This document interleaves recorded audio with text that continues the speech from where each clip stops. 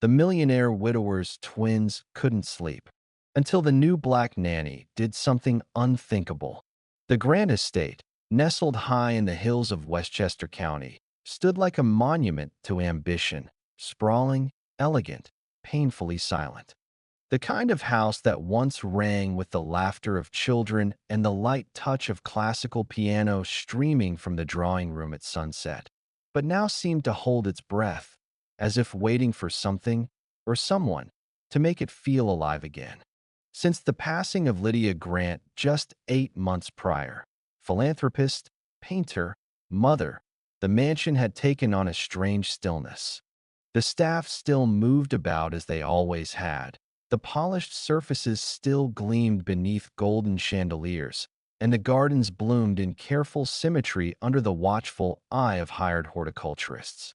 But the heart of the house, its rhythm, had fractured, and nowhere was that more obvious than in the small, twin bedrooms on the second floor.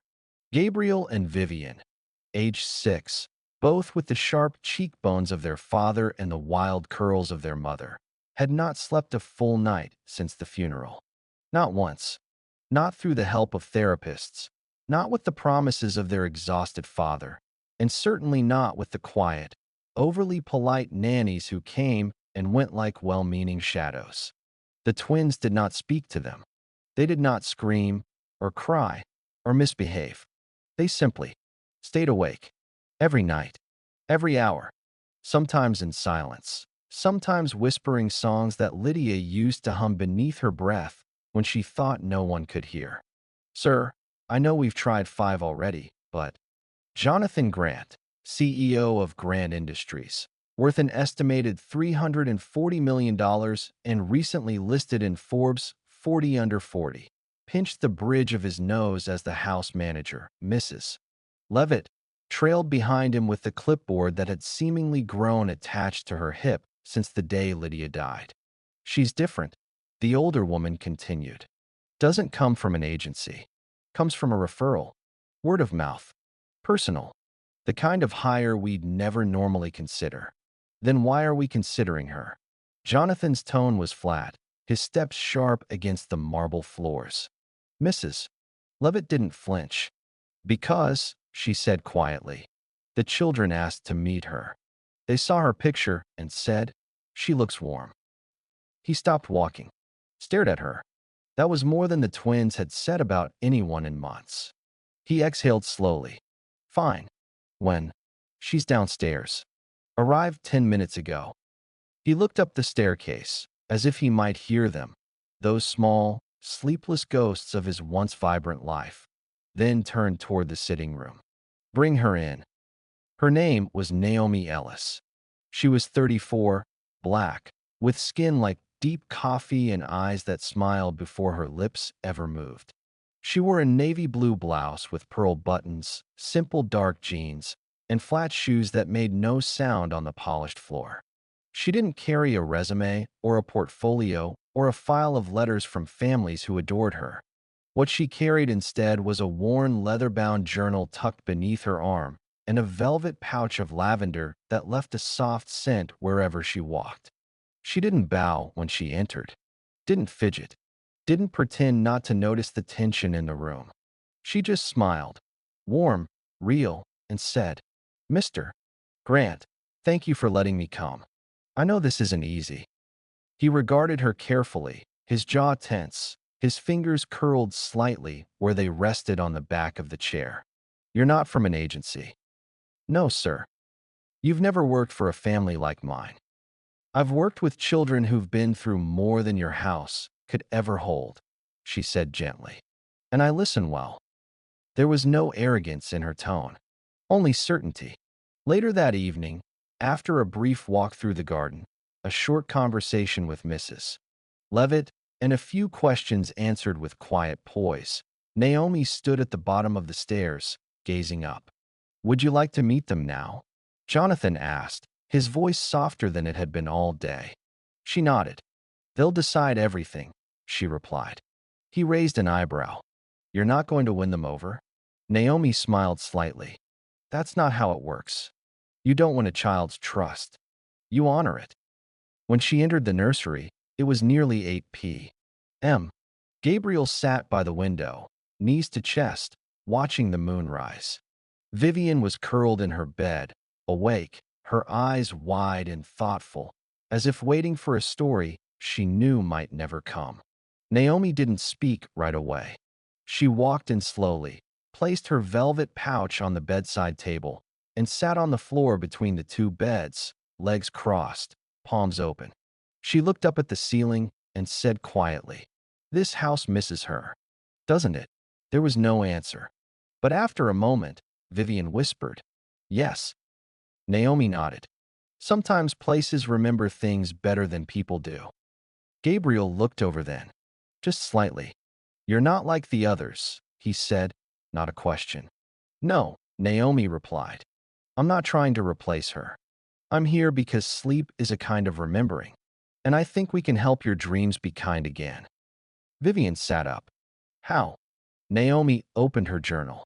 From it, she pulled two tiny feathers, soft, silvery, floating. "These are dream markers," she said with a quiet smile. "Old magic. Only works if you believe in it a little." Gabriel came down from the windowsill. Vivian leaned in closer, and for the first time in months, they fell asleep. Together. It had been so long since the halls of the grand estate held anything but footsteps, whispers, and reminders of what was gone, that when Jonathan Grant paused outside the nursery door just before midnight, his breath caught in his chest at the sound.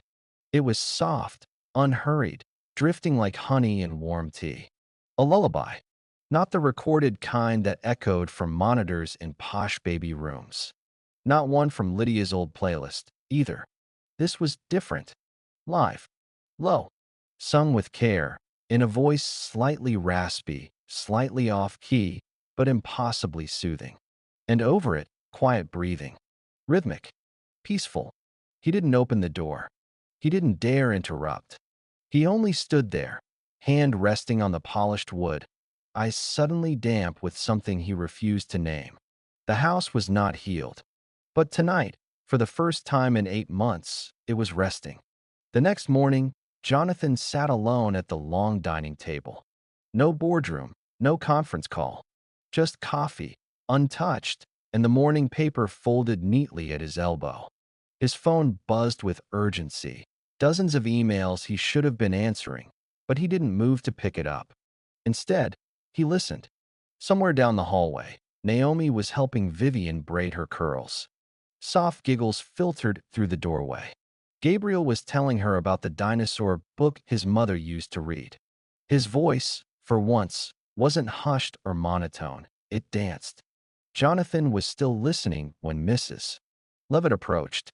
"She's only been here 12 hours, the house manager said, eyes narrowed in a way that betrayed both suspicion and awe. "And already the twins asked if she can stay permanently." He looked at her. "They said that. They used the word forever." She paused. "Sir, what would you like me to do?" Jonathan stirred his coffee. Still didn't drink it. Let her stay? That afternoon, Naomi walked the garden paths with the twins. Vivian was barefoot in the grass, carrying her dream feather tucked behind one ear. Gabriel clutched a tiny notebook, where he drew strange symbols Naomi had taught them. Resting runes, she called them. He was skeptical, but curious. They didn't ask her about her life, and she didn't offer details.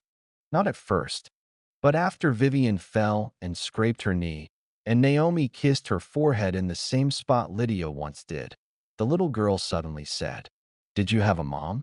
Naomi looked up at the wide blue sky. "Yes." "Did she go away too?" A quiet beat. "She went to a place I couldn't follow, but I still hear her sometimes. In the wind.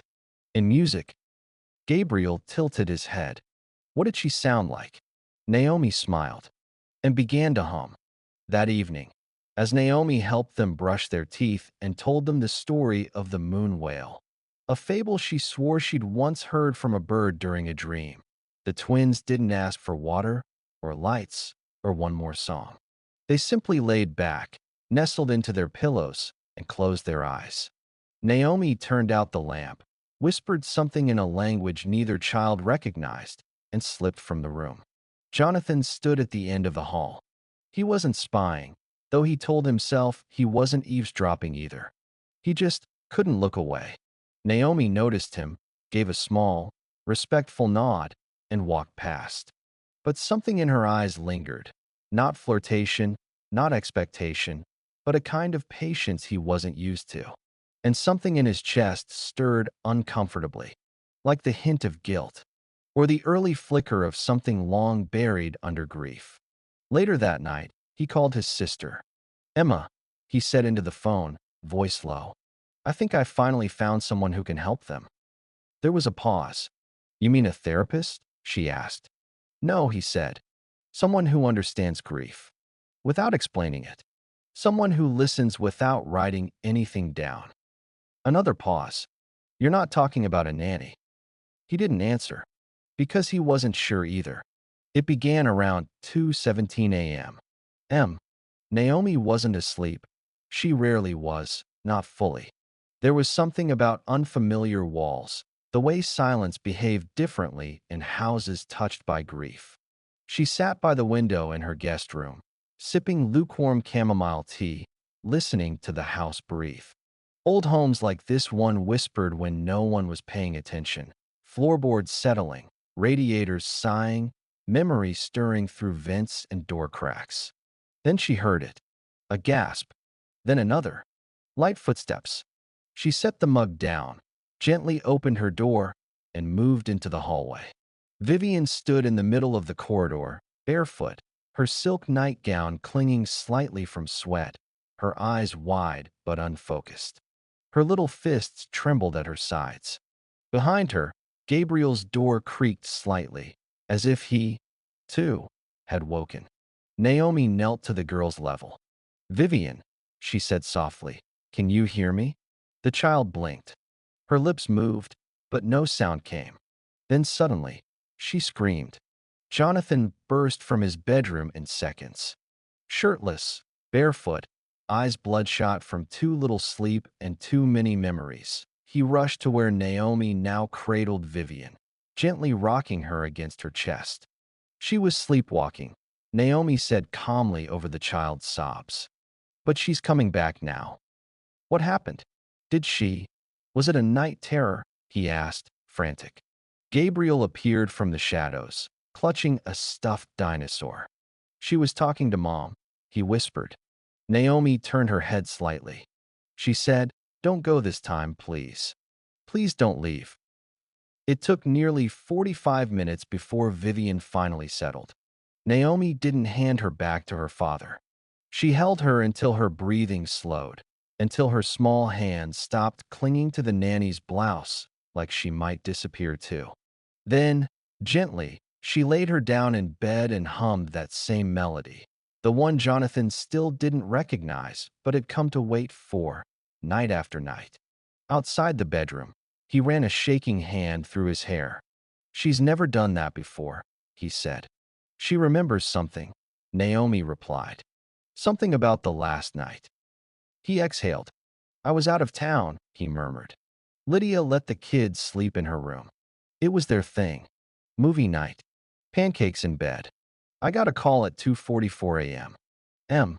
They said they found her in the hallway. Naomi closed her eyes. "I think Vivian might have seen more than she can explain." Jonathan's voice broke a little. "She never said anything." "She's 6, Naomi said gently. And everything she loved vanished in one night. The next day was cloudy. The children were quiet but present, their eyes tracking Naomi with an alertness that hadn't been there before. Vivian didn't let go of her hand for most of the morning. Gabriel drew a picture of a whale in the sky holding 3 stars in its fins. "It's us," he said. "Me, Vivi, and Mom." Naomi said nothing. She only kissed the corner of the page. Later, while the twins napped, both of them, finally, at the same time, Jonathan sat on the terrace, a tumbler of untouched bourbon beside him. Naomi stepped out. "You look like a man balancing a building on his chest," she said softly. He chuckled, dry and tired. feels more like a mountain. You're trying to be a father, a CEO, a man who doesn't fall apart in front of anyone. That's a full-time job, even without grief clawing at your ankles. He looked at her then, eyes sharp but softened. You read people too easily. I listened, she said, and you speak louder when you don't say anything. He leaned back, exhaled slowly. You really don't want to know anything about me, do you? Naomi tilted her head. I know enough. I know you love your kids. I know you're scared they'll forget her. Or worse, that remembering will break them. He stared out toward the garden. Sometimes I think Lydia left and took all the air with her. Naomi sat beside him, close enough to feel the warmth of shared pain, but far enough to leave him room. I'm not here to replace her, she said. For them, or for you. I didn't ask you to, he said quickly. I know.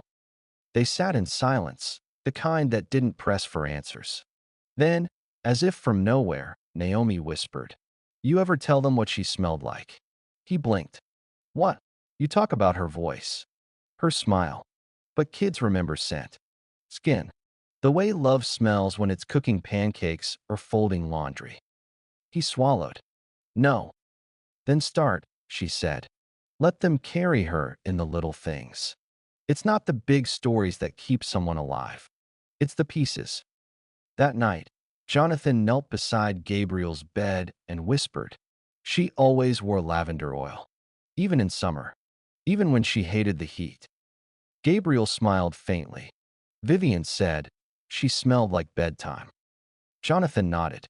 And for the first time, he kissed both their foreheads without feeling like an imposter in someone else's routine. The Bentley pulled up just after noon. Its arrival sent a ripple through the estate, a subtle shifting of energy that even the house seemed to register. Staff straightened their posture. Mrs. Levitt double-checked the floral arrangements. And in the children's playroom, Naomi gently closed the picture book they had been reading. Gabriel looked up. Is it the piano lady? No, Vivian said with a small frown. It's her. Naomi waited. And then the girl added, Aunt Marin. Marin Whitmore was Lydia's older sister, a woman who dressed like every outing might lead to tea with royalty. Her voice was crisp, her manners impeccable, and her judgments sharp enough to cut glass. She loved her sister deeply. Naomi could tell, but the grief had twisted itself into something brittle. She hugged the children, briefly, and then turned to Naomi, eyes scanning her with polite disapproval, thinly veiled as curiosity. You must be the new nanny. Naomi extended her hand, calm as ever. Naomi Ellis. Nice to meet you. Marin did not take the hand. You're not what I expected, she said with a tone that could have meant anything, but clearly didn't mean kindness. Naomi smiled anyway. I rarely am. At lunch, Marin's voice cut the air like a blade wrapped in silk. I understand that John has decided to forego the agency system entirely now. Quite the experiment. The children sat quietly, picking at their food. Naomi said nothing, just poured water and passed bread. Marin went on. I know this household has seen instability, but I do wonder if hiring someone with no formal pedigree, no certifications, no connections, is wise. Naomi looked up. I have a degree in child psychology from Howard. I worked in pediatric grief counseling for 6 years. I stopped listing certifications when I realized no one read past my skin color. Jonathan, who had said nothing for the past 5 minutes, looked up sharply. Marin flushed. Well, she said, clearing her throat. I simply meant. I know what you meant, Naomi replied, her voice as steady as river stone. And I'm not offended. But I am busy, and I'd like to get the twins back outside before the sun sets. Back in the garden, Naomi sat beneath the willow tree, Gabriel resting against her shoulder, Vivian braiding dandelions into Naomi's long curls. She doesn't like you, Vivian said. She doesn't know me, Naomi replied gently. Do you want us to talk to Daddy about her? Gabriel asked. We can say she was mean. Naomi shook her head. People who are hurting don't always show it with tears. Sometimes they put up walls because they think if they don't, everything inside will fall out. Is that what she's doing? Vivian asked. Maybe, Naomi said. But that doesn't mean she gets to make other people small. You know what to do with people like that. The twins looked up. You grow anyway. That night, Marin caught Jonathan in the study. I'm concerned, she said, straightening her bracelet. The children are too attached to her. It's not healthy. They've slept through the night for 3 weeks, he said. They laugh again. They eat. Vivian sings. She's unfamiliar. Lydia would never have. Lydia would have loved her, he said firmly. Because she sees them. And because she's not afraid of their grief. Marin went quiet. You don't have to like her, he said. But you do need to respect her. Because she's helping us find a way forward. When Naomi passed by the study a few minutes later, she found Marin standing at the bookshelf, staring at a photograph of Lydia, taken 2 years before, sunlight in her eyes, laughter frozen mid-breath. I thought she'd outlive all of us, Marin said without turning around. Naomi joined her, quiet. Grief doesn't get easier, Naomi said. But it does get shared, if we let it. Marin turned, her face softer now. Not kind, but no longer hostile. She talks about you, she said of Vivian. She called you her nighttime hero. Naomi smiled. I'm just helping her remember how to feel safe. The next day, when Marin left, she hugged the children more tightly. She did not hug Naomi, but she nodded, and in her eyes, for the first time, was something close to acceptance. The first hint Naomi was thinking of leaving came when she didn't sing that night. The twins noticed right away, not in protest, not in panic, but in the subtle way they stared at the doorway long after she had said goodnight. Something had shifted. They felt it in their bones, as children always do when something important is about to end. Downstairs, Naomi sat in the kitchen with Mrs. Levitt, sipping lemon water. She's falling for them, the housekeeper said, without looking up from her knitting. Naomi nodded, slowly. And they're making it very, very hard not to. Mrs. Levitt stopped. You thinking of going? Naomi didn't answer for a long time. I never meant to stay this long. I come in, help families find their balance, then move on. That's how I've always done it. But this isn't just any family. Naomi smiled faintly. No, it's not. The next morning, Naomi handed Jonathan a letter. I'll stay through the end of the month, she said, eyes calm. That gives you time to find someone else. He blinked. Someone else. The twins are stronger now. They're healing.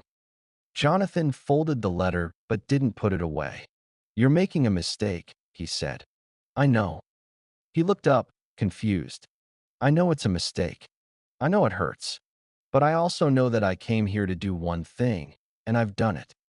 You didn't just help them sleep, Naomi. No, she agreed. I helped them remember they're not broken. She paused. And maybe I helped you too. But it wasn't that simple. When she told the twins later that afternoon, Gabriel clutched her leg and refused to speak. Vivian ran upstairs. She didn't cry. She just disappeared into Lydia's old closet and refused to come out.